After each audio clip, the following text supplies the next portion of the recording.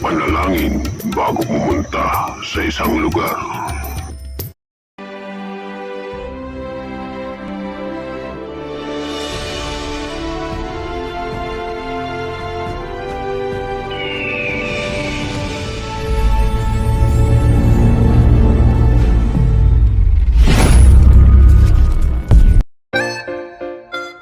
Mapagpalang oras mga kahiro.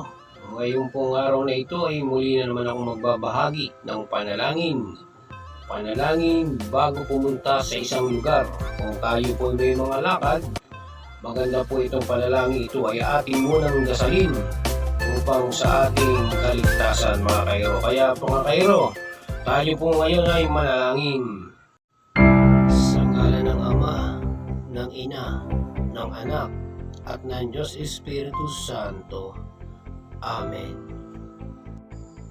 Ako'y nagsisisi ng buong puso dahil sa aking mga kasalanan sa paggawa ng masama at pagkukulang sa paggawa ng mabuti.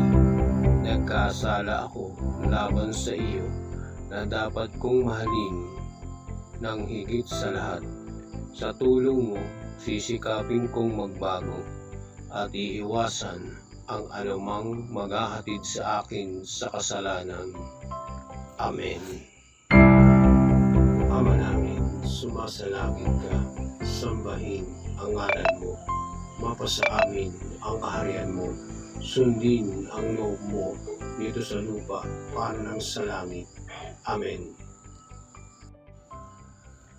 Sumasampalataya ako sa Diyos Amang makapangyarihan sa lahat, na may gawa ng langit at lupa. Sumasampalataya naman ako kay Jesucristo, iisang anak ng Diyos, Panginoon nating lahat. Nagkatawang tao siya na lang ng Espiritu Santo, ipinanganak ni Santa Maria Birhen, pinagpakasakit ni Poncio Pilato, at ipinako sa krus. Amen. Abagi ng Maria, napupuno ka ng grasya, ang Panginoong Diyos ay sumasayo. Huwag kang pinagpala sa babaeng lahat, at pinagpala naman ang iyong anak na si Jesus. Amen.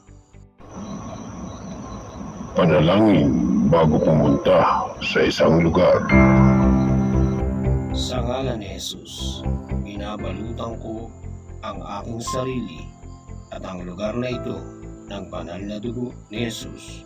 Ginagapos ko ang bawat demonyo na naririto at inihiling ko sa Diyos ang banal na kapangyarihang proteksyonan ng kanyang mga anghel.